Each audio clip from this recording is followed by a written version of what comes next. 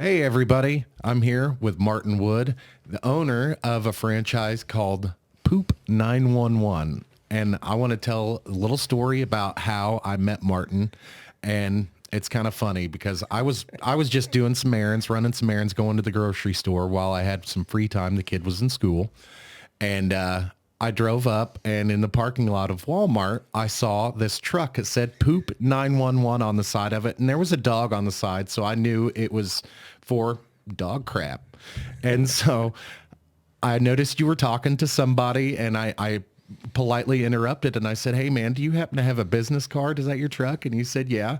And I just thought it was the funniest thing. I don't have a dog personally, but I do know somebody that breeds dogs, my sister, and she shows dogs as well. And her yard is huge, and she pays someone to come in and clean up. And so I saw you had a big name competition. We mentioned it a while back while we were on the phone, and I saw one of their trucks down there where she lives. And it got me thinking because that was before I started my podcast. And I was Sure. like, man, I got to talk to some of those people. And then I saw your truck, and it turns out you do know some of my family. So I was like, great. That makes it a little easier to introduce myself and get you on the show possibly. So tell me about your business. Okay, so well, first, your sister's awesome. Hi, Jennifer.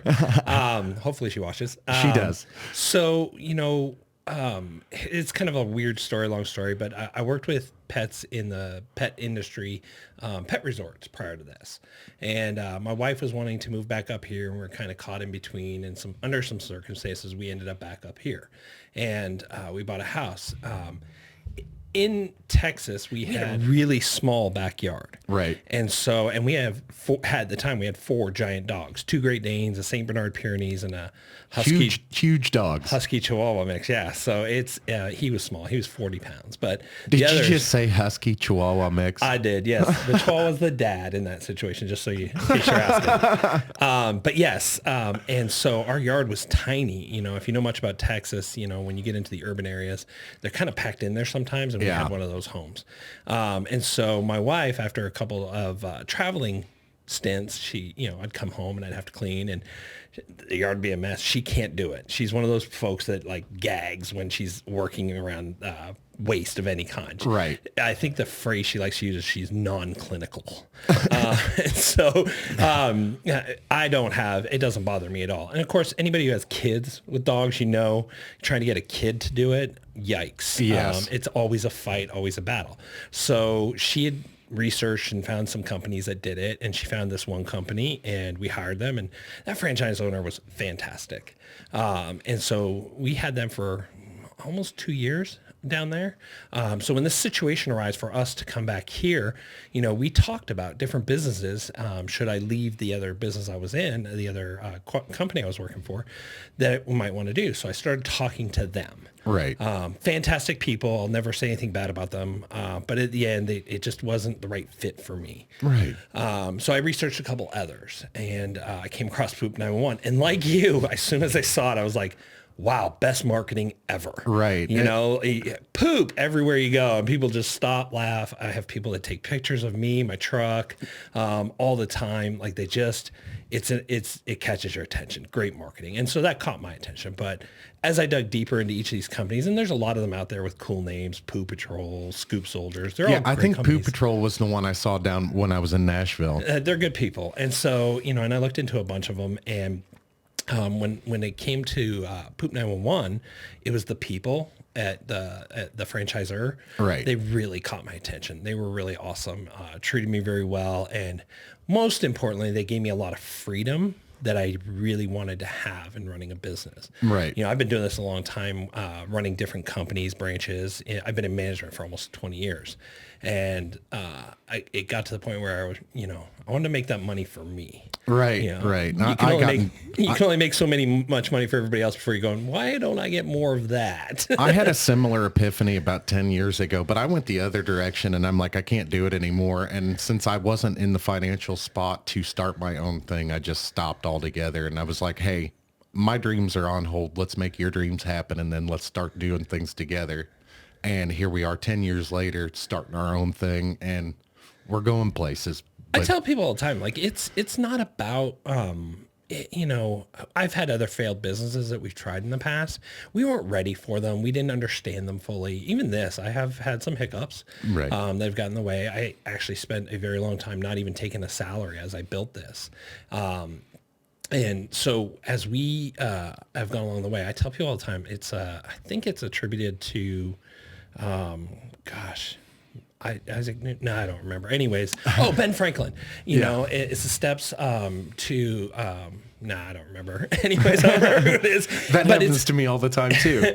brain fart. But I work with poop. That's what's going to happen. So when the light bulb was invented, you know, they always ask, there's like something like 1,000 different variations of the light bulb. Absolutely, yeah. And they always talk about it wasn't 1,000 mistakes when they get asked about it. It was 1,000 steps to the right solution. Right. And I agree with that. Like to me, that's it for anything to be successful. It's you have to something like view it. I didn't find 1,000. I didn't fail 1,000 times. I found 1,000 things that didn't work, or something like that. Something like that. And We're paraphrasing here, folks. yes, please. No quotations. So, you know, for us, you know, for me, I that's been the thing. I just continue to try to learn from what we're doing. Right. The biggest thing before I opened a business again or tried this again that led to this was I needed to better understand how I could reading a P&L or even developing a profit and loss statement for those out there that don't know what that is, you know, and being able to understand marketing and how to do that properly. Those are all great things. But my biggest struggle or frustration had been about employees, Right. and me as an employee. And so I wanted to develop a way that the job could be fun and Right. enhance them as much as it enhances me. You know, I didn't want to be the business owner and, you know, thickens that pocketbook and moves on. Right. That's why I didn't take a salary for such a long time. You know, I was trying to build this up as fast as I can, as strong as I can. But the other half of that equation, I tell people, it's a triangle, right? The three values of a business. You know, Right. you got your clients or your customers or whatever you want to call them. You got the business owner or ownership team, and then you've got your team members. And those three have to live in harmony. And Yeah. trying to sort that out is very difficult. And it's where my hiccups are even to today, because people change. Yeah, yes. Yes. We're all unique, you know? And so finding the right people to do this, nobody wants to scoop crap, you know? I found it very intriguing. I had a thought. Maybe we could talk about off air, coming to job shadow you a couple days, man. It's fine. I thought that might be kind of neat, because it's something that like you don't ordinarily think about. Like if somebody has a few animals, but they don't have a whole lot of time to go clean up the backyard, and they're very busy people, like work at home people, even though they're working at home, they still may not have that time to go out and do those things, especially if they have a lot of animals. So, and also you take care of a lot of other services too, cat litter boxes, and Correct. and you walk dogs, and You ever see that meme? It says, poorly describe what you do for a living. And so I laugh at it, and there's lots of fun things I could say about it. But I like I try to tell people all the time, and they're like, what do you do? And I'm like, I'm a time granter. I grant people time, and that's what they're paying me for. Even when I talk to a customer who's like on the fence, because let's face it, and, you know, even I was that guy. Right. I was like, I don't want to pay somebody to scoop poop. Come on. You know? And so for me, it was a lot of, when I talk to somebody, I'll say to them like, hey, look, how many fights have you had with a spouse, significant other, your kids? You know, how many times have the homeowners association come by? How many times is the city marked, or a friend or a neighbor, and they talk about the smell in your yard, or the cat litter box underneath the sink in the bathroom? Right.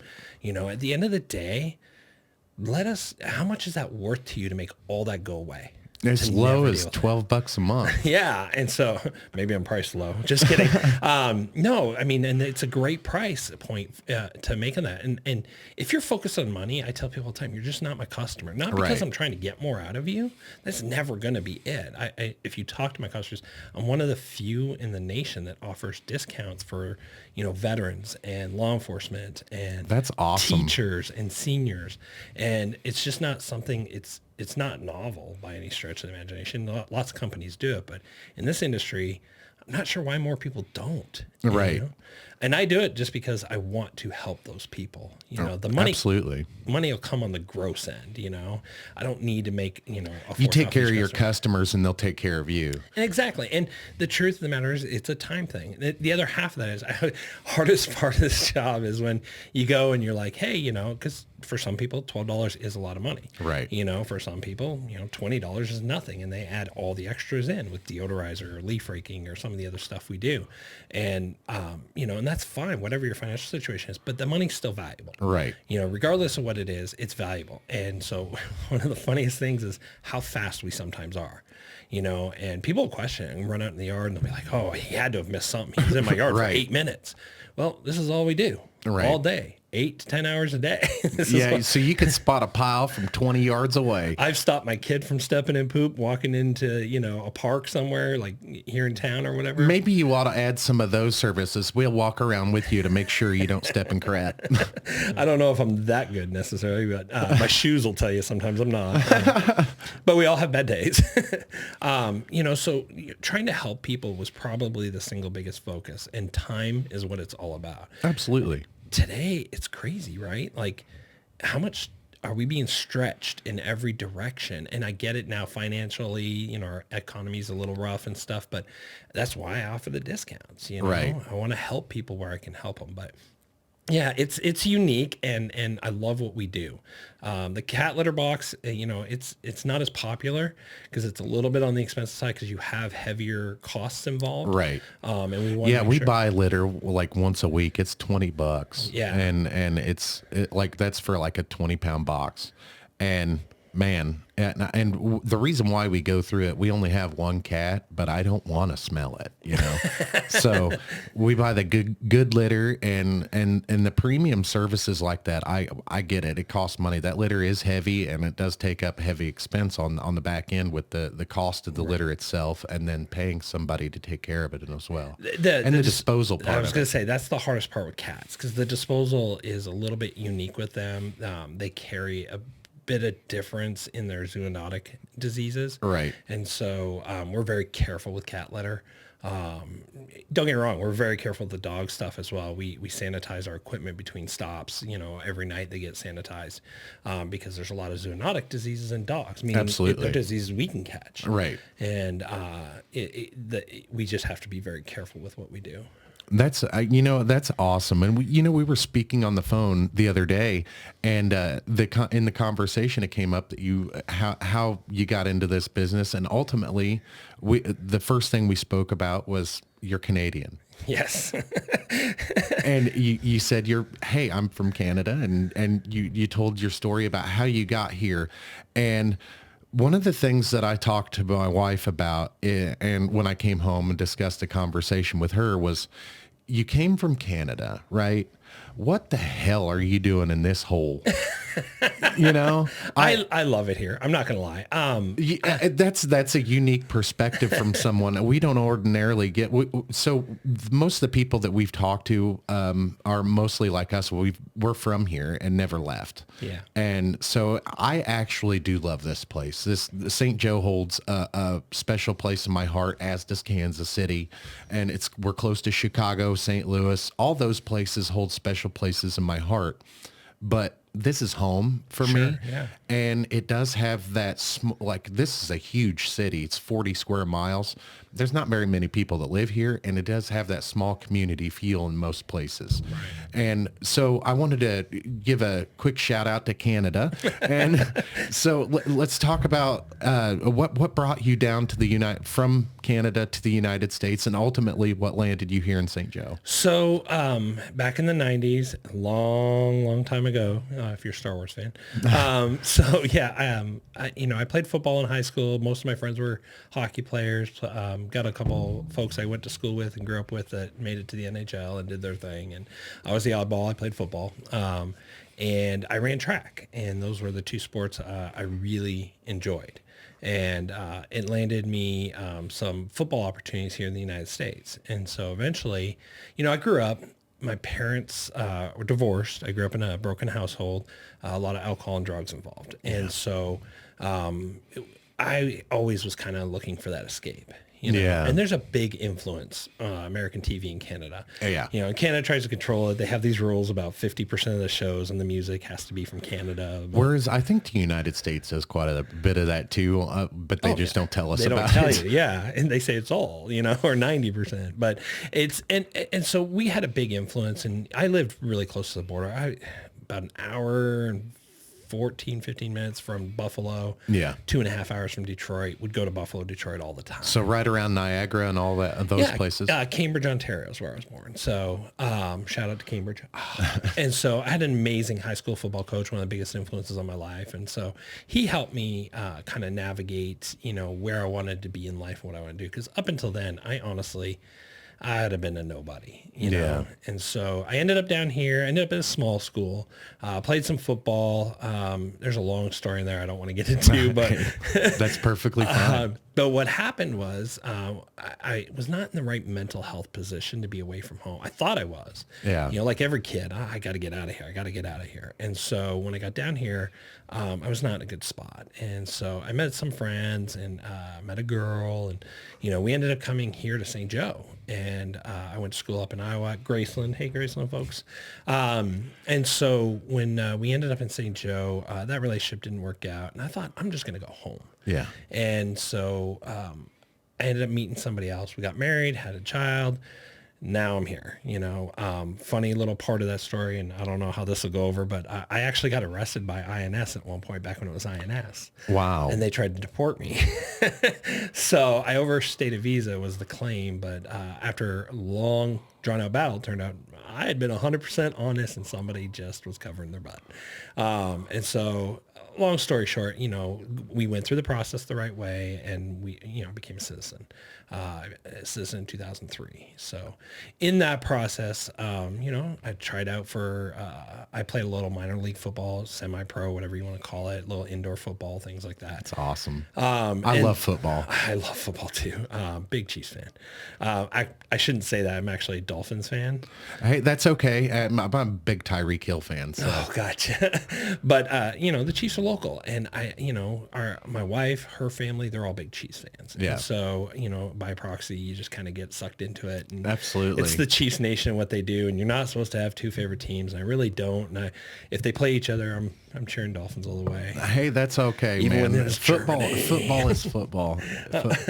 That was one of my favorite games to watch this season was that game in Germany. That was awesome. It was a cool game. So, you know, I ended up here and eventually became a police officer, ended up divorced. My son's mom and I, you know, we had a cordial relationship. And so, you know, ended up meeting my now wife a couple of years later. And we decided we wanted to do life differently. Yeah. And so I left law enforcement and went to corporate America and kind of bounced around a little bit in there. And that's when I started kind of growing up, if you will. Kind of seeing the world a little bit differently. And what's really funny about it is we wanted out of St. Joe really bad when her and I got married. She grew up here, up around Savannah. And so we just wanted out. Yeah. So we went to Kansas City, you know, way to go far, Martin. And so we lived in Lenexa for a few years, and it was great. But Lenexa's a nice place, though. It's not bad. huge now. It was not near as big back then. And so, yeah, we were there, ended up getting on with the company, moving out to New Mexico, then Texas, you know, got into this pet care company, the pet resort company. And then, you know, she missed her family. Yeah. And ironically, I started missing little things about the Midwest. Yeah. And so I will tell you one thing, I do not miss the humidity. Oh my gosh. It's a whole different animal here. And when you're fat like me, it kills you. I hear you. At my biggest, I was 520 pounds, man. Oh my gosh. Yeah, so I know what that's all about. And now, since I've lost all that weight, I get really cold really easy. So like today, I was just outside smoking cigarettes and I'm wearing a jacket and it's like 60 degrees out there. This is short weather. I'm in my shorts now. Yeah, so, you know, we came back here. And again, that's how we got into the company and stuff. And, you know, St. Joe is overrated and underrated is what I love to tell people. You know, all the people I worked with in Texas and in New Mexico, and they'll ask me all the time about this area and stuff. And, you know, you look at what's going on in Kansas City right now, and St. Joe's part of that. Whether people want to admit it or not, we're on the outskirts, if not part of the metropolitan Yeah. area. So what I like to remind people is Kansas City is halfway between. It's not halfway between, but it's a big suburban area in between Kansas City and St. Louis, in between Kansas City and Chicago. We're kind of a hub here for people to hide, and that's a negative aspect of some of the places in St. Joe, because it's very easy to hide here because yeah. it's such a large city and such a small population. Yeah. I mean, but the other side of that is, you know, look at what the Chiefs have done. Absolutely. And it flows over. I mean, they do their spring training up here, you know, hopefully that keeps going We've on. never had that many people in this. So the one time we had more people in St. Joe was for the big solar eclipse. And then each spring training or not spring training, but training camp for the Chiefs, it gets bigger and bigger and bigger. And the more they win championships, it's going to keep going that way. And I'm excited about it. Yeah, it's unique, and look, they've affected the entire metropolitan area. Absolutely. You know, including up here. I mean, there's a pizza joint here in town that I never knew was even here until, you know, an article about the Chiefs. Now my wife and I love going there. Which pizza joint? Illazone down on Frederick. Yes, Oh my yes. gosh. It's all fresh ingredients, and I just love it. You know? So I'm a big fan of New York style, and that's pretty close. Yeah. So it's actually Italian style. That's how they make pizza in Italy. So. Oh my gosh! Well, we went down there one time, and now we just always want to go. You know? Right. And it's good. And again, it's just stuff that they do. You look at the stadium they built down there for the Current, and we drove past it on yesterday, and they had an evening game, and it was packed. A lot of people, though, so I see a lot of complaining about all that on social media, and I don't understand the complaining about it, because our economy here is great. Like, people don't understand that, because the economy is terrible everywhere right now. Sure. But we're kind of isolated away from all that because we have our own local resources. We've got refineries around here, and that's why their gas is so, it's like $3 a gallon here compared to like $5 a gallon out on the West Coast. People don't really understand You that. go to someplace like Arizona, and you're paying a fortune because they got to drive all that in Absolutely. through the desert, and it's expensive. I had shocked the last time the gas has shot up, and I was working for the other company, and the gas prices got real high, and I was out there, and I looked down, I was like $5 then, and I'm like Right. almost $6 a gallon. And I was like, oh, my boss is gonna be mad. Yeah, traveling. So that's how I've got to know what the economy is like outside of here. Is we love to travel, and that's one of the reasons why we stay here, is because we love to travel. And we've seen life outside of here, and this place is nice. And the Midwest it is different here, and I don't want to bring all the West Coasters out here, you know, but if they want to come, there's plenty of room. Yeah. You know, we our favorite place that we've lived was in New Mexico. We really loved it. But the one thing that turned us off and brought us back here was the way they worked around kids. yeah. You know, my son, I call him my son. He's my stepson, but he's my son. I've been raising him since he was 4. Hey, Shout out to Keegan. Hey, He's my technician and my lead technician, and he does a wonderful job at what he does. But you know, as a kid, him and I butted heads like typical Right. stepdad, stepson, and we just had a really difficult time finding the right resources out there. Yeah. And it was very I don't want to get into like left, right, or any of that. But oh it's- no! Hey, if you need to go there, like we struggle finding resources all the time, and it is a constant struggle because our needs are constantly changing. Sure. Because one thing starts working and then it stops working, and kids are brilliant. They know how to manipulate the hell out of us sometimes, and we've got to. It's our job to kind of get them and understand them, and we have a hell of a time finding resources to educate ourselves how to handle some of the situations. It was really tough out there. Like they have a really bad homeless problem and stuff. It's such beautiful country. Like we lived in Albuquerque, Rio Rancho, and you know, 2 hours in any direction is stuff to do. Yeah. It's just amazing scenery, mountains to climb, trails to hike, you know, Tent Rocks, Santa Fe, Red River. And that's probably why there's a large homeless population. The weather is probably really nice there all the time too. It's probably easier to live. in some regards, but in some regards it's not. It's hot. It's a dry Yeah. heat, dehydrated. When the weather does come in, it's terrible. Yeah. It's brutal, like any desert. But the resources out there, we struggled with, I was a former law enforcement officer. And so, when we had issues with kids here, you could call the police, and, get some assistance, and that has changed over time. It's a lot different. And I'm not a big fan of doing that unless something aggressive or violent. Yeah. But we had a unique situation where he was endangered for a bit by somebody else. And it was totally not handled well at the time. Right.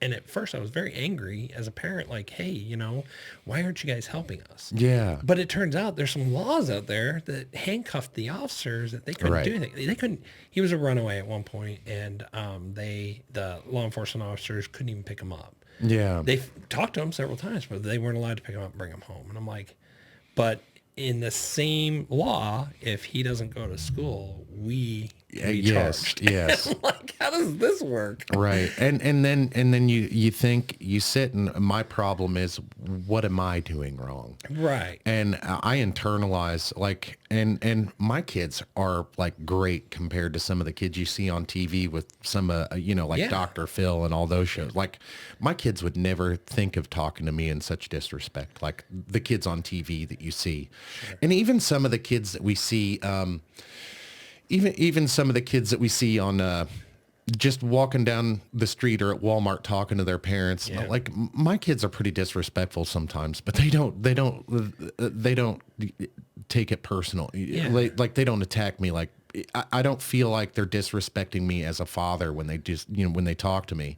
But the situations that we've had were different mental health issues that maybe we possibly given to our kids, like, because of some of our actions previously when they were younger, or, even I have an issue with my middle son. I always worry about if he's going to like me or not. And so that makes it discipline extremely hard. Yeah. Because I worry about how he's feeling. And sometimes you just can't care, I tell people all the time, I had a situation one time where somebody got really upset with me, and they were like, well, you're not validating my feelings.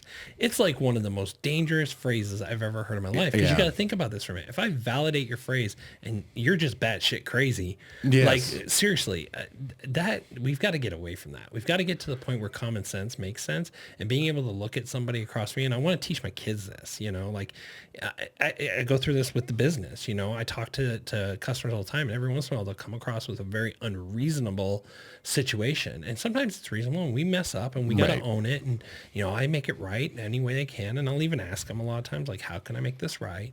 But, sometimes it's just the most unreasonable thing I deal with a customer is, you didn't get every single poop. Well, if your grass is like 18 inches tall, I'm sorry. Right. And you happen to find it because you mowed your grass today, I can't help you. I even had one situation where a lady, sent me a picture of where a technician missed some waste, and in the pictures, all these leaves. Right. So I pointed out that one of our conditions of our guarantee is like, hey, you got to have a leaf-free yard. Right. And literally told me, like, there's no leaves. I'm like, I'm staring the at the picture. Yes, yes. I count 15. Like, And that's just in a square foot. yeah, like in your close So up. I could just imagine what a whole yard looks like. And that happens. And, sometimes you just got to let go and let them go. Well, I feel like that's a lesson just in and of itself of sometimes how it works with the kids. There's a amazing, philosophy. I took a master class thanks to an old boss of mine, and I've read the book now. Are you familiar with Chris Voss? No. Okay, so he's an ex-FBI agent. He actually used to be a Kansas City police officer, but he's one of the most. I'm going to have to definitely look him up now. You have to look him up, but his book. Gosh, let's see here. I'm fumbling the name of the book again, but he talks about negotiation. And he was a negotiator for the FBI, Right. and he helped develop their program. I may have actually seen him on TV. Now that you, He talks about not splitting the difference.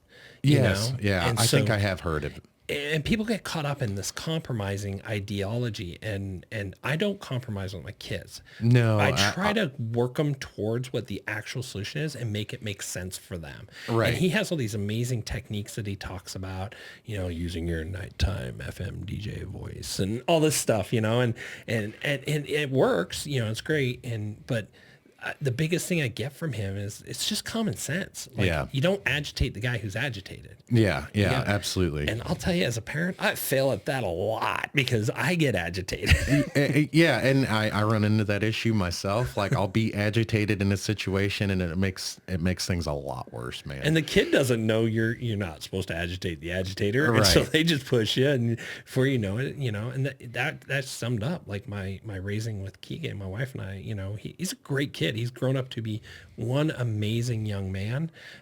He does things right. I trust him wholeheartedly, and he's just we forget there's a pathway to it. Yeah, sometimes you got to trust the process because he did find his own way in some of the troubles. And man, I was just saying this morning to my middle son, and he likes to say that I point out that he's the middle son all the time because he's bigger than everybody else. That's why I say it. He's only 14.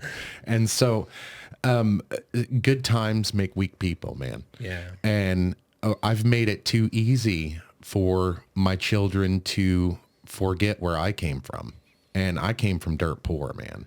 Didn't somebody like talk about that cycle where, adversity creates strength? Yeah, Strength absolutely. creates comfort. Comfort Absolutely. creates weakness. I don't Weakness remember creates who, adversity.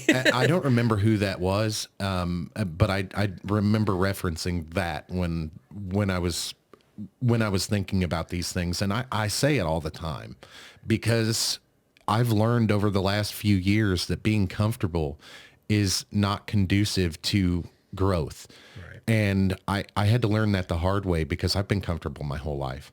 And now that I'm watching my kids, and man, I call my kids assholes all the time because they are, and they're great kids, but at the same time they're assholes, but they're my assholes, And so watching them struggle with some of the things that I'm like, you should know how to do that, and you should know not to do these certain things or this is going to happen. You should know these things already. And it makes me feel like I've got a lot of teaching to do, and I don't know some of those things. How do we teach common sense sometimes, Well, I mean, for me at least, I'm no expert on kids by any stretch of the imagination. My first marriage, Oh, no, and when its they- failure, I didn't get to see my kid. when you go from the hospital, they hand you the kid and say, here, try not to kill it. Good luck. Right? And there's no instruction manuals or anything. And They snicker I as believe, they walk out the door. I believe we're all going to mess up our kids in one way or another. It just, the severity and the traumas is going to vary from child to child. That's all. I tell people, like when it came to our kids, one of the things that we always get a compliment on our grown kids, and even our youngest one now, he's 8, is how polite and how kind they are, and empathetic, and, and there's this whole movement about making warriors out of your children and stuff. And I'm not against that by any stretch of the imagination, but I tell my kids all the time, as a law enforcement officer, somebody gave me advice one time, when you enter a room, you smile, you laugh, you're personable. Absolutely. But you have a plan to kill every motherfucker in that room. Absolutely. You need to, Absolutely. And that's a horrible ideology. But I know where that quote came from. James Mad Dog Mattis. There you go. So, when I got told that, it stuck with me, and it wasn't the first time I'd heard a similar version of it, but I believe in that and I teach my kids that. But think about that statement for a second. The first part's the most important part. Absolutely. Don't get me wrong. Survival wise, you're going to do what you got to do to survive. And we got like everything in our society these days, everything's at extremes. You're either a warrior or you're a softie. Well, why can't you be both? Absolutely. Both can be And- true in and the same statement. The person that gets farther in their happiness is the person that is both, and like you don't have to be violent to be capable of violence. Right. But you better especially in today's society man, I love America. I love the way we are. I don't want to change. Right. And in this society, you got to kind of be prepared for that. Yeah. I mean, and people tell us all the time, we've got, because our youngest, he's super kind and he's a bit of an emotional one, but we'll work him out of it eventually and he'll get tough and he'll figure it out. And he's starting to show signs of that toughness, and it's because we want to lay the right foundation. Absolutely. If he's going to walk around being, thinking toughness is the most important thing. Yeah. He's going to go through some weird times like I did. I grew up Right. thinking, we grew up scrappers and fighting and I was a Gen Xer, man. We street lights on, then you go home. And even Yeah. then, by the time I hit middle school and high school, my dad didn't care if I didn't come home at night. Right. There were nights I'd be gone. Yeah, I grew up the same way. So my mom was a hippie, so I'm actually millennial by age, but I grew up more like the Gen Xers, and I asked Chat GPT one time, and it said I was more Gen X than I was millennial, so I'll go with that. A computer said you were good. So like I tell my kids all the time, like that was the one thing I didn't like about my childhood is that foundation wasn't laid. And it took a long time for me to figure it out, because when you get to be an adult and it doesn't match up, I've suffered through some mental health issues because Right. I thought toughness was what it was supposed to be about, and not realizing that that'll come later. One of my proudest things I talk about when people ask me about my law enforcement careers, I didn't have to fight a lot of people. I did. There were a couple times I had to fight some people, and you don't fight police officers. They're always going to come out on top 90% of the Right. time. That's why people shoot them, and it's a terrible thing, is because they know, it's the, you're not going to be against one. It's never Yeah, going to happen. yeah, But and I don't know. Like, if you're not an asshole, like you can talk people. dealing with police is simple. Like, they don't want to deal with you any more than you want to deal with them. I used to say to people, like, I'd be on the street or whatever, and somebody started giving me a hard time, and I'd get that look, and I was skinnier, more built back then, but so I could probably have a bit of an intimidation factor back then. Right. But I would say to them, I was like, look, no matter what happens today, I'm gonna go home, and you're not if you don't straighten it out. Yeah, like just figure it out so we can both go home. Is that cool? Right now, you have a choice. You're about not to have. You can not go home at all. You can go home with a bond, or we can just walk away from each other if we're cool. Right, absolutely. And so at the end of the day, that same mentality can be applied elsewhere. Just be polite. I've had my moments. I can tell you, I have some very unproud moments. Oh, as a absolutely. I think manager. everybody does. Yeah. When I was a manager, I yelled at somebody one time, and he didn't deserve it, but I just kind of hit my threshold with the, pandemic had just ended. I'd been assaulted by a customer at one point. Oh my gosh. And so I was at my break point, and this poor gentleman, he came in and he laid into my staff and stuff, and they called me crying, and and I didn't get the whole story, but at this point I didn't care if I had the whole story. Right. So he got on the phone, and I was a complete asshole. Right. I just hit my break point. And I got asked later, and one of my managers or one of my bosses said, this isn't the first time you did it. Well, actually it kind of is. I've had to be an asshole before, sure, but not like Right. that situation where I wasn't listening. Right. I just hit my break point. And in retrospect, I should have quit then, Right. before I got there. But the pandemic had wrecked a lot of us, working in customer service. It was rough. Yeah. I dealt with that same situation with the COVID burnout, and so I actually got a job working at a call center for a couple months Bless your right before heart, that. man. And I was thinking about starting the podcast back then, and I was talking to people on the phone, and sometimes I worked in tech, so sometimes those phone calls were a little lengthy. And when we were talking about things, I'd mention that, and I'd listen to you all day long, and I'm like, hey, thanks. That's cool. So that was one of the reasons why I actually started in the first place. But dealing with the COVID burnout, I've actually been a stay-at-home dad for 10 years for the most part, and dealing with the kids 24/7 and not having anywhere to go. Everything was closed. Yeah. So even when we left the house, I had to stay in a car, and we had to go in one at a time. We'd go to the grocery store, and since there was one at a time in the grocery store, it was like we would all go just to get out of the house, and one of us would go in the grocery store. And that was difficult. And it ended up, man, I had a whole hell of a time mentally myself dealing with that. And I felt like nobody understood, but it seems like the entire country was going through the same thing. Yeah, I mean, and those of us that had to work, we got deemed for whatever reason essential during that stretch, and it was difficult, having to deal with folks who we're already tense and high and angry. You know, our society's been on this slow decline in the customer service industry. I'm going to be the first one to tell you, if my customers see this, let me explain before you get all upset. But I am not a believer in the customer's always right. I'm not either, because I'm the customer that's usually not right. So. Well, you know, I always tell people the only time that ever comes up is when the customer is really wrong. You know, like they'll be like, I thought the customer was always right. You know, the people that usually use that are the ones that are most wrong, to be honest with you. Listen, I've been that customer. I was a Karen before it was fashionable. You know, I was the guy that I got a free TV once. Yeah. You know, because of the way Sears handled something, and I went ballistic about it and acted like an idiot, and I ended up with a free TV. But in my experience, I got farther with Honey than I did.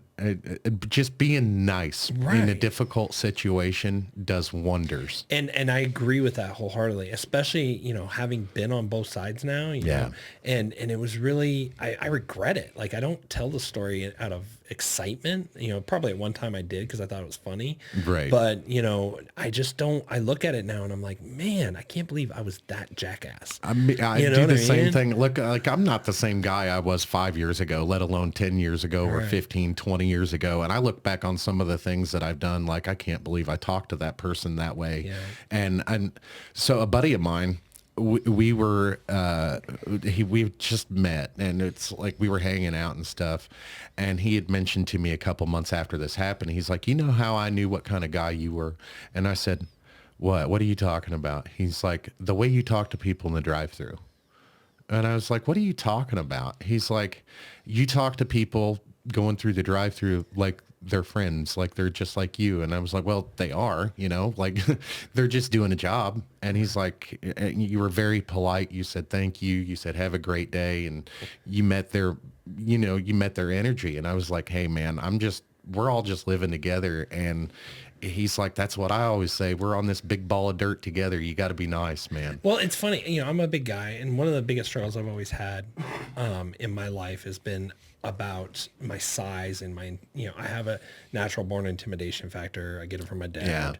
But, you know, I think it's a height. It's height, build. Yeah. But I also have a wicked, you know, asshole face. Like when I start getting mad, people know, and they kind of go, whoa, the vibe's coming. Right. And I never realized this myself until the epiphany about, you know, being that customer, you know. Yeah. I worked for a company at one point, and one of the technicians in the company, he's like, man, I saw this guy blow up one day, you know, at Quick Trip, and he was losing his mind. This truck had backed up over his car, and I was like, oh shit, that was me. I was like, and I went to him, I was like, that was me. And he was like, no way, it was a little blue car. You don't fit. And I was like, yeah, that was my family car. It's why I lost my shit. And so I was like, I went into, you know, protective mode. He goes, that guy, like when he walked away from you, he was like, oh my God, I'm going to die today. I was like, I didn't know, like, that's the impression I was giving. I was just an angry person protecting my family, you know? And he's like, but then you blew up at the officer. I said, I sure did. Like, his officer didn't want to do a report, and I was mad, you know, but I've ran into that situation where an officer didn't want to do a report, and then it got ugly fast. Yeah. Well, and I told her, I was like, you know, like you said, I have this friend right now. We work together at that pet resorts as regionals together and regional managers. And he's got that calming personality. He's always trying to find the best. He doesn't get angry. And he's helped me kind of see some of this, as my wife. You know, she's like, she'll see me and I can see the body language. I'm like, what's going on? She's like, you're getting in that spot. Like you said, drive through, and something goes wrong. I'm nice. I'm polite. I tip well. You know, not necessarily in drive through, but in restaurants. But as soon as something goes wrong, my face changes, and people around notice really fast. And they think I'm going to snap. And I've told her lots of times, I'm like, I'm not going to snap. It just happened to us yesterday.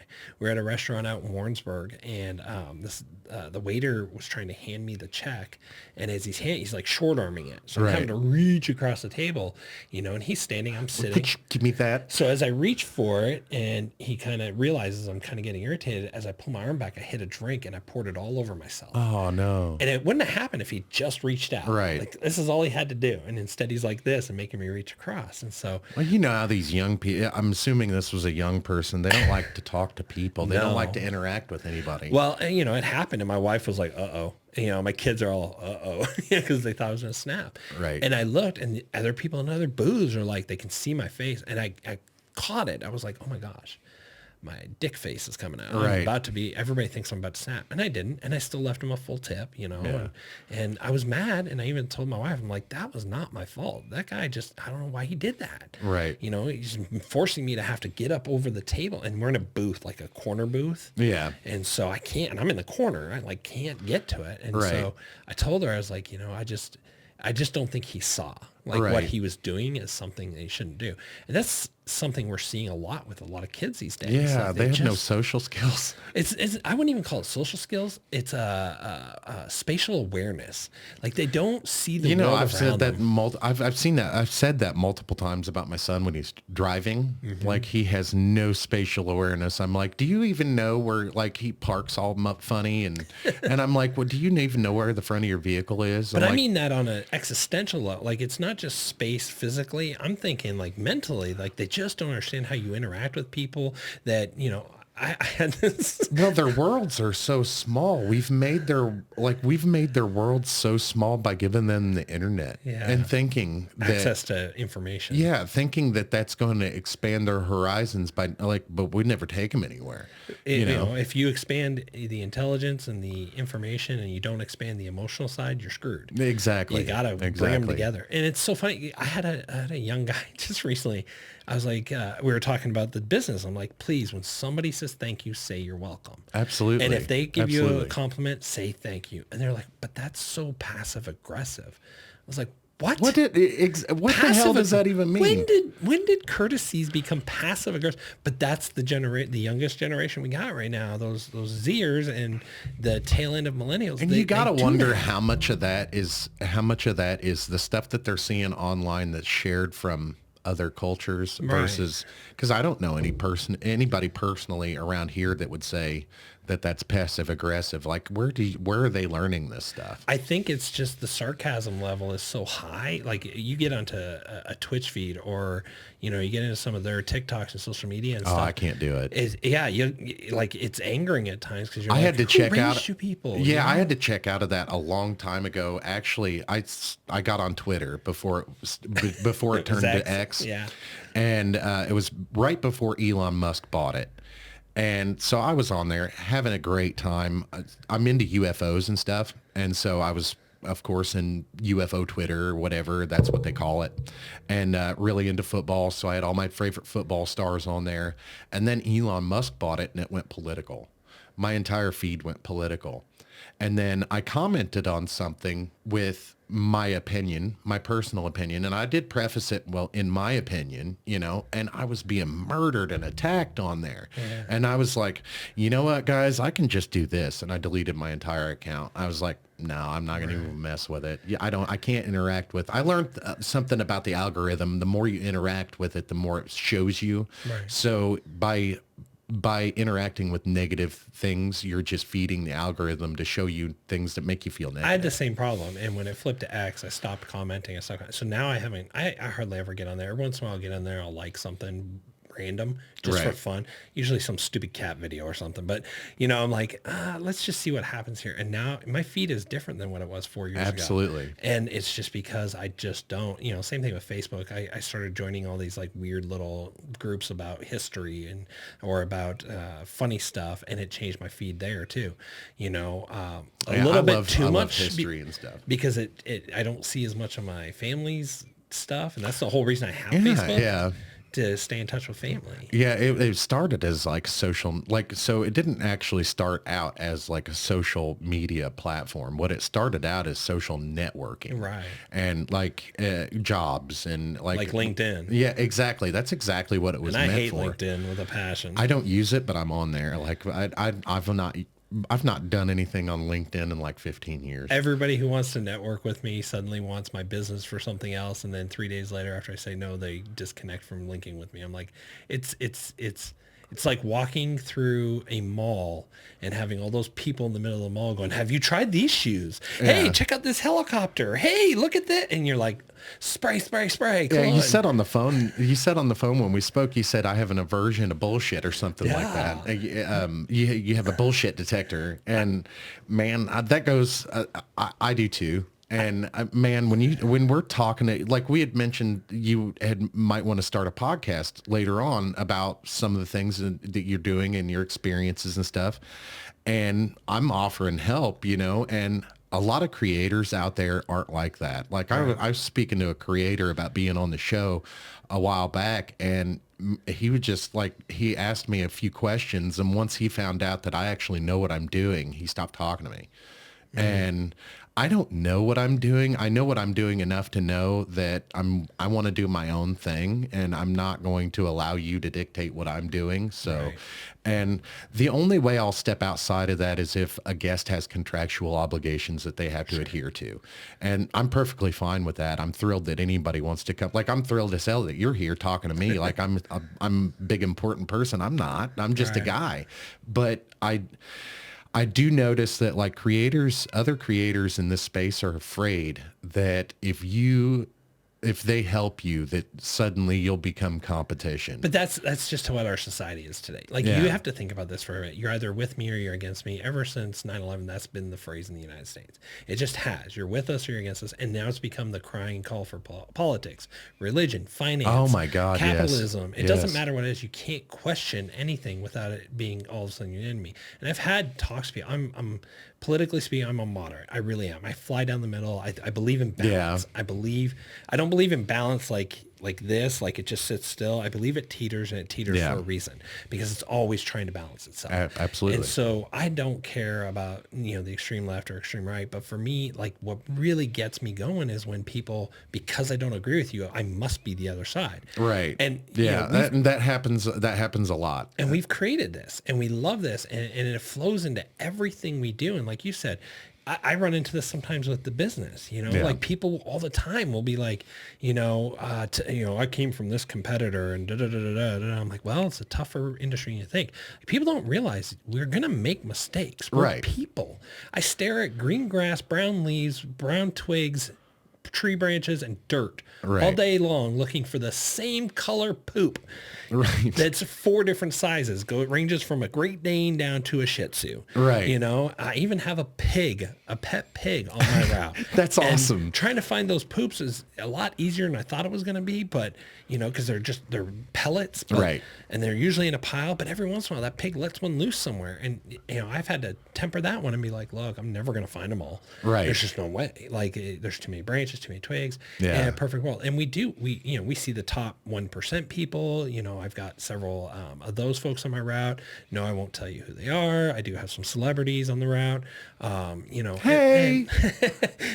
We have politicians, but we also have people that are just struggling to get by. That's probably 90% of my folks. We have commercial contracts with apartment buildings and Airbnbs, and even have a neighborhood group that I pull the poop out of a walking area at a high school that they walk. So they pick it up themselves. I just grab the poop and just going back to what I was saying is, there's this pull in every direction. I will not say bad things about my competitors. I will tell you what I do well, and I'll tell you what makes me stand above everybody else. I'm dependable. I show up every week. Right. I'm short of tech right now, and I have the worst week last week and the worst week coming up this week.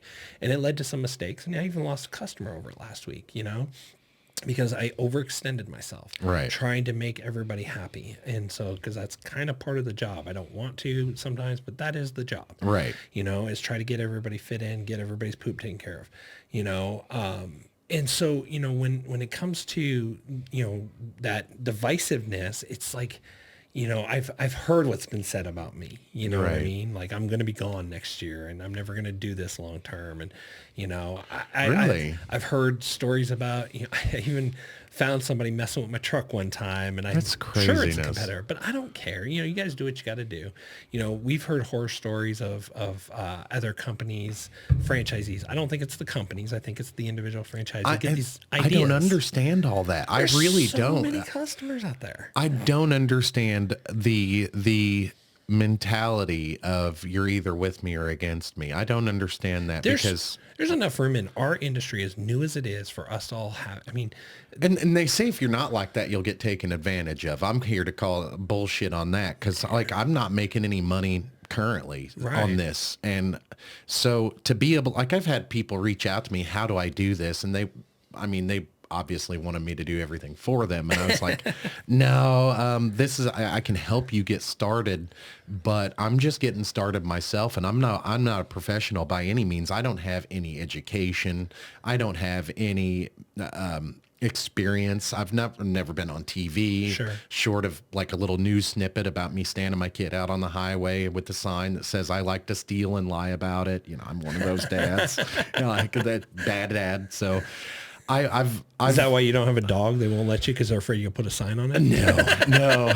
Chewed up I Daddy's actually microphone. don't have a dog because of the poop situation, honestly, because I'm not lazy per se, but I want to do what I want to do when I want to do it. And having a dog wouldn't be conducive to that kind of lifestyle. Because if I want to just take off, I just leave. Yeah. And I do have people that can check in on the house, but they're not that dependable. Right. My cat can go in a box, you know, and all I need is somebody to come by once a day, you know, and whereas if I had a dog, it'd be multiple times a day, or I'd have to take it with me. And It's good though. Like some people go, oh, you know, but for me, that's responsible. Right. You know, knowing that because their lives. I love dogs. I mean, there's only two things that'll set me, well, three things that'll set me off is when I see somebody abusing a woman, abusing a child, or abusing an animal. Absolutely. I will lose my Right. so fast. It's not even funny. Like that's one time where I don't control, you know, it's the Hulk thing, I you know? think that's kind of built into like, I think that's built into a lot of people who are just natural protectors. Yeah. You know,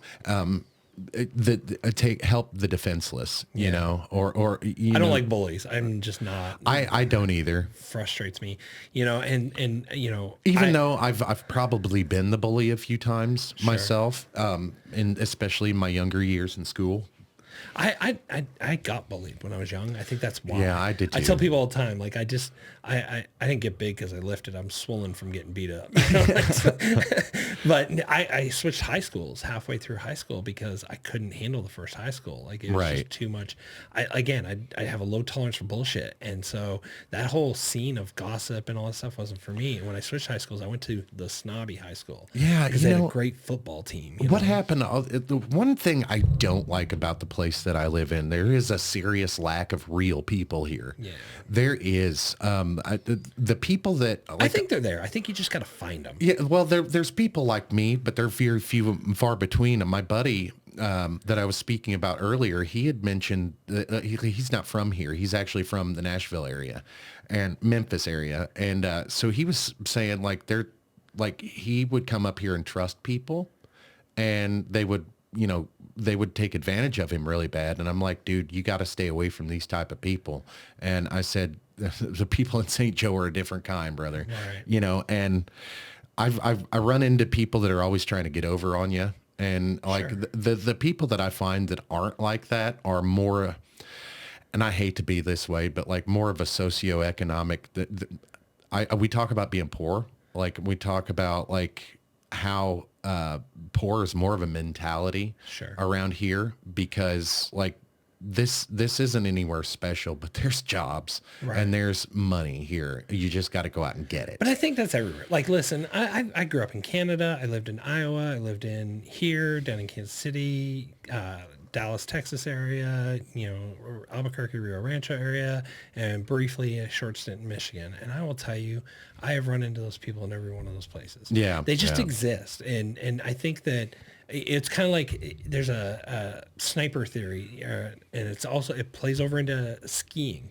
There's a thought on skiers. You don't teach a skier to look out for trees. Right. They have to look where they're going to go, because if they look at the tree, they're going to hit They're the gonna tree. hit the tree, yeah. So it's the same thing with people. If I'm looking for those people, I'm going to find them. Right. But if I'm looking for the oddballs, the true real people, you will find. It just takes longer. Yeah. You know what I mean? It's kind of like if I'm going to go skiing through a forest, it's going to take longer than that clean hill, you know, because I'm Right. going to be zigzagging around a lot of trees, Right. trying to get that right path. So I think it's the same thing, you know, and don't get me wrong, I've passed judgment many a times in my life because, I mean, even again, back to the business part again, but you know, Oh no, that's why we're here. I went through a stint where I had people ripping me off. Yeah. And they don't realize, like, there's actual science behind dog poop. And it's really, I wouldn't call it science. There's surveying and knowledge and some medical commonalities. Right. You know, it's not tried true. This number matches this number. So on average, a dog's going to poop 1.5 to 3 times a day. Right. So that means one dog's going to produce 11 to 21 poops.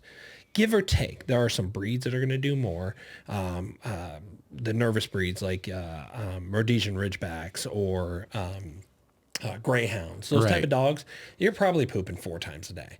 But when you try to convince me you have one dog and I'm pulling 40 poops out of your yard, Yeah. you got a problem. That's Right. a lie. What? How many dogs do your neighbors have? Because this is a lot of poop. Yeah, like you just can't figure it out, and so I have to get in. I have to investigate, and I got What to the hell are you feeding that animal? Well, and that's just it. Like there can be, I've had to tell parents before, or pet parents, I'd be like, listen, your dog is pooping a lot because you're overfeeding. How much are you feeding this dog? And Yeah. they'll tell me like, oh, I'm full in the bags. Well, that dog food manufacturer Who is trying to paid get once- you to buy more food. Right. That's not right. Talk to your vet, not the dog food guy. Right. You know, and they will tell you, you know, my Great Dane's a great example. The one we rescued that passed away a couple years ago, you know, he was huge when we got him. He's 178 pounds. Yeah. And we changed his diet completely. We feed our dogs a mixture of kibble for calories, but Right. and it's a higher end kibble, but we give them a lot of fresh food as well. They get vegetables, they get meat. Really? If I'm in a pinch, I'll buy Fresh Pet or Farmer's Pet, Farmer's Dog, you know, Fresh Pet. And we're looking for these extra foods that have a higher nutrient value, better digestive. Right. Because I don't want to feed them 8 cups of something because I know they're going to poop out most of it. Right, We you need know, it to digest. We've actually done a lot of learning about food and what we eat and versus how it makes us feel, and like even humans, man, we eat a lot of the wrong shit just because we Absolutely. were told to. Or it's fast and it's convenient. Yeah. You know, Yeah. that's my big issue. And there are certain parts, like we don't live in a like certain part of the country, but there are like food deserts where you can't get healthy food. Yeah. No matter, like you can't go to the grocery In store and urban get, areas, yeah. Yeah. And that's difficult to see because well, I can have a garden in my backyard. So, and like in the inner city places, like in the urban areas, a lot of people don't know that they can have they can plant tomatoes on their windowsill, you know, and they can have indoor, you know, gardens and stuff. And the things that we put in our body matters. So why wouldn't the things that we put in our animals' bodies matter as well? And we can tell. And I try, most of my clients are really cool when we have that conversation. You know, we'll talk about exactly what's going on with their dog when we see weird things. Right. My techs, I'm still teaching them. They, you know, I've been doing this a lot longer than them, so I kind of understand it. A bit. Right. And I've sat through some classes. But you know, going back to what we were originally talking about, I had some clients for a while where I ended up firing like 5 or 6 in a row. Yeah. You know, because, you know, one lady was trying to convince me there were still 2 dogs in her yard, but I'm pulling like 90 poops. Right. And I tried to explain this isn't possible. So I had my son go and I'm like, can you count? Make sure I'm not crazy here. He's like, there's 3 different types of poop in here. Right. You know, I was like, okay, now I'm not crazy. So then I had to go like Facebook and start investigating. Here we are. I find pictures of 5 dogs. Right. You know, and I'm like, I knew it. I knew this was wrong. And so then I had to fire them. Right. You know, and so, and I And that found always this, sucks when you have to do that. and it sucks because it changes you. You get into this mentality where you're frustrated and you can't do that. You got to let it go. But I ended up with one lady where hers was odd and it had been odd from the get-go. Yeah. So I'm like, man, something's wrong. And when I confronted her about it, I shouldn't have done it over text. I was trying to get her to talk to me on the phone. She wouldn't do it. And so finally I sent a picture of her Facebook, but I didn't look at it properly. Right. It was old. And so it was 2 years old and she had lost both those dogs. Oh. And so at that point she was offended, you know, Right. deeply offended. And I tried to explain, I was like, look, I have to ask. I have Right. to look into this stuff. You know, unfortunately there's just people that take advantage and Yeah, and and then I couldn't repair that. That and was they on don't me. really understand. These people that are doing that really don't understand and don't think about your family. Well, it's They not even think- that. People don't realize you can be charged. Yeah. Like it takes a prosecutor, it takes a police officer, but it's the same as switching the That's like tag at theft Walmart. that's like theft by deceit. Yeah. Yes, exactly. So if you're telling me the wrong thing, but it takes a lot to prove it, you know, being an ex-officer, I know how to collect that stuff and I Right. try really hard to collect, you know, images, pictures, Facebook stuff, just in case I have to go that far. I probably, hopefully never will. Right. But you know, if somebody pushes it hard enough and I lose a lot of money, yeah, why wouldn't I? Right. Yeah. You have to protect yourself. I mean, and it's different like when it's like a couple $100 versus thousands as well. Sure. You know, and I've also grown up in like I'm only 38. I turned 39 in a couple weeks, but I've got a lot of wisdom because I've went through a lot of things on my own, and one of those things that I've noticed over the years is people asking for discounts, especially like a friends and family discount, and that's never made sense to me because like when I call a family member and I'm like, hey, can you do this for me? I understand that it's going to cost them. And I understand that they're putting their time into it. And I don't want to be that guy that drags down their business. I want to help lift them up. And that's, I've had a few family members, like I had my cousin make me a couple of tumblers and she charged me like the friends and family price is what she called it. And I was like, no, please no, I'm going to give you what you would, at least what you would sell it to somebody else for, because that's not me.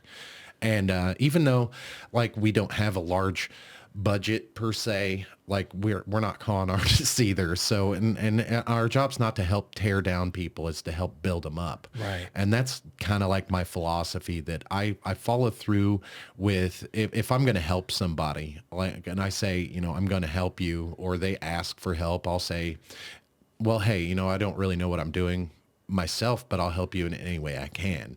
And like this stuff here is like, this was a pain in the ass struggle to put together because a lot of it was, like the computer over there was $3,000 or almost, it was $2,000. Sure. And I didn't have to have that. We could have stuck with $1,000 laptop, or we could have used our phones, but I wanted to start out with good equipment because I don't have a lot of money. It's family money. So it took me a long time to build it up.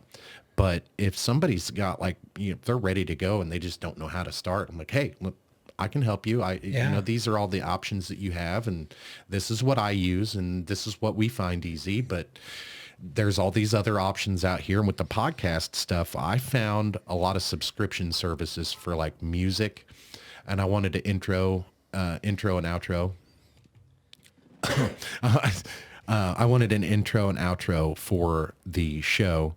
And it was like you'd do a subscription service for $12.99 a month, but each time I would make a podcast, I would have to re-download that license and list that license. And I'm like, nah, I don't want to do that. I want to have my own.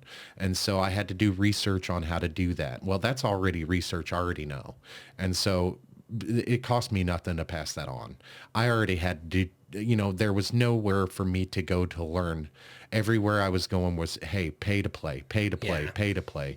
And I'm like, well, what if I only want to pay one time and own it? And then, so I did the research on that. And I'm going through that right now. Actually, I'm trying to create a quality assurance program. right. You know, one of the things that, one of the biggest complaints I hear customers is, you know, whether it's mine or somebody who's coming to me from another company, is that nobody ever checks on to see if the techs are doing great or whatever. Well, I Right. do. I go through and I do quality assurance, but it's all paper right now. Right. I was like, man, I need an app for this. So I've been investigating how to get that, you Right. know, and how to do that and pay for it because I want. And then I thought, well, gosh, I could just put this on the app store and then sell it to my competitors. Yes. You know, because at the end of the day, if I make it generic enough, why not? You know, Right. I know what to look for. I know how to, I've, you know, been in management long enough. I know how to quality assure just about anything from, you know, a supermarket to a bowling alley Right. to a pet resort, you know, to see what's wrong and what's not wrong. Right. And if you only offered one type of service, that'd be very easy to do Yeah. quality assurance. But now that you offer several different services, each customer might be different. So your process might be different from this house to this house. Exactly. And, you know, and number of dogs will affect it, you know, Yeah. like, because anytime you do quality assurance, you have to have a threshold. threshold, right? Right. And it can't, that's like one of my pet peeves in business is when you set thresholds that become the norm. I Right. don't want that. I don't want my text to go, oh, he allows us to miss one poop per dog. You know, Right. like, no, Right. no, you're going to find them all. Sorry. I'm Absolutely. looking for them all. You're looking for them all. Right. You know, but I just also want them to understand like, hey, this is just a coaching moment. It doesn't count against you. You know, like this is how we do this. Is Right. we make this is all towards making us better, Right. not to break you down. And Right. that's the problem is when you go to corporate America, it's this is the threshold. They cross the threshold, punish them. Right. Oh, they pass. So don't do anything. They're just doing a good job. Big thumbs up, pat on the back. Throw them a pizza party, you know?